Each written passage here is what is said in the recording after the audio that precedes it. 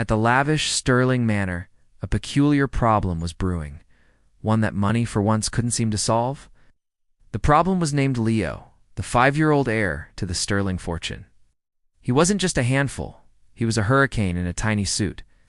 Nanny after nanny, all with impeccable credentials and glowing references, had marched through the grand doors of the manor, only to flee in tears, sometimes within hours. Leo's weapon of choice? A well-aimed spitball? He'd look them dead in the eye, his angelic face a mask of pure defiance. And then, Tui, a direct hit. It was his signature move, a tiny, gross act of rebellion that sent the most seasoned caregivers running for the hills.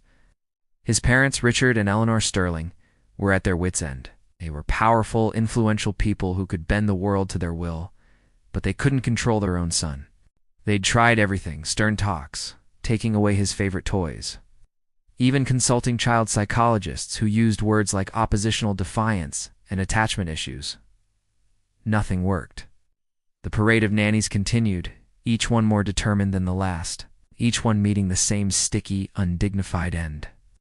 They tried stern nannies, playful nannies, nannies who sang songs, and nannies who brought puppets. Leo spat on them all with an unnerving, democratic lack of prejudice. The staff at the manor whispered among themselves. "It's the Sterling curse," the butler would mutter. "The boy's a menace," the chef would agree. One morning, after a particularly dramatic exit by a nanny from Switzerland, a new face appeared in the kitchen. Her name was Clara. She wasn't a nanny. She was a temporary maid, called in to help with the extra cleaning after a large charity gala the Sterlings had hosted. Clara was a woman who carried a quiet warmth with her. Her movements were gentle, and her smile, though rare, could light up a room. She was an older woman, with kind eyes that had seen much of life and hands that were never idle. She went about her work diligently, polishing silver and dusting shelves, humming a soft, melodious tune that seemed to calm the very air around her. She didn't pay much attention to the family drama, focusing instead on her tasks. Leo, fresh from his latest victory, stormed into the kitchen, looking for his next target. He saw Clara, her back to him, carefully wiping down the marble countertops. He crept up, his face scrunched in concentration, ready to unleash his signature attack. He took a deep breath, puffed out his cheeks, and hesitated. The tune she was humming was familiar, a lullaby his grandmother used to sing, a memory from a time before he had built his walls so high. He lowered his head, the defiance in his eyes replaced by a flicker of curiosity. Clara, sensing a presence, turned around. She didn't gasp or recoil. She simply looked down at the small boy, and her gentle smile appeared. "Hello there, little man," she said, her voice as soft as her song. "Are you here to help me clean?" Leo was taken aback. No one had ever spoken to him like that after he'd been on a rampage. They yelled, they scolded, they pleaded, but they never just talked to him. He shook his head, mute. "No, that's all right," Clara continued, turning back to her work. "But you could do me a favor. Could you tell me if I missed a spot? My eyes aren't as sharp as they used to be." Leo blinked. A favor for her? He scanned the counter, a task he took with surprising seriousness. He pointed a small finger to a tiny smudge near the sink. "What?" "There," he mumbled. Clara leaned in, squinting. "Oh, you're right. Thank you, you have excellent eyes." She wiped the spot away, and then did something unexpected.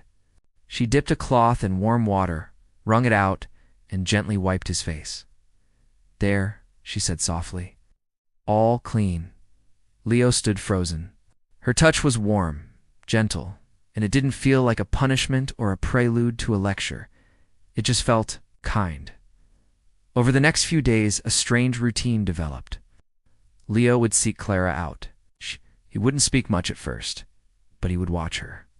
He watched her arrange flowers, her hands moving with a graceful certainty. He watched her knead dough in the kitchen, her movements rhythmic and calming. He'd point out dust bunnies she'd missed, and she would thank him with that same warm smile. Never treated him like a problem to be solved or a monster to be tamed. She treated him like a little boy. She'd share stories about her own children, now grown, and how one of them used to hide her shoes. She spoke of her garden, filled with bright sunflowers and stubborn weeds. One afternoon, Leo found Clara sitting on a bench in the vast garden, enjoying a brief moment of rest. He had a toy car in his hand, a shiny red one that was his absolute favorite. He walked over and stood before her, silent for a long moment. He looked at her kind face, the gentle lines around her eyes.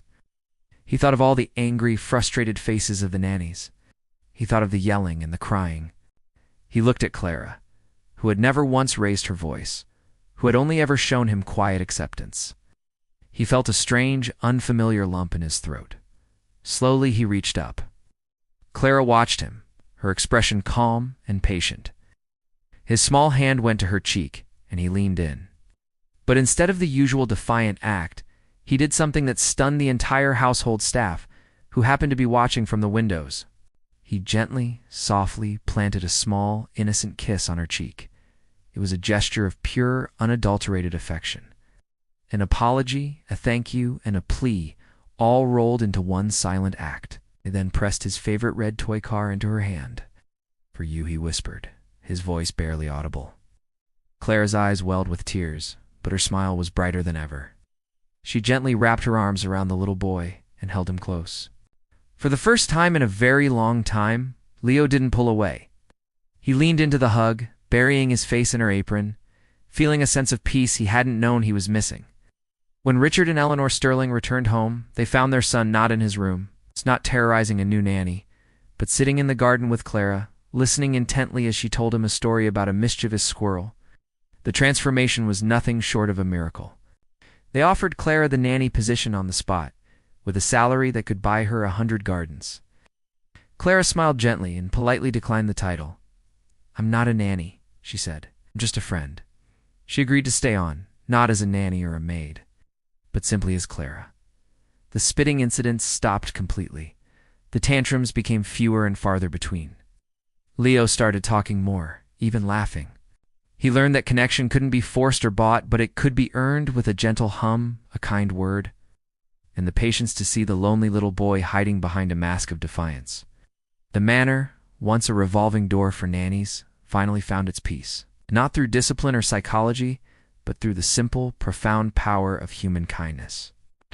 Brought by a temporary maid who saw a child, not a problem.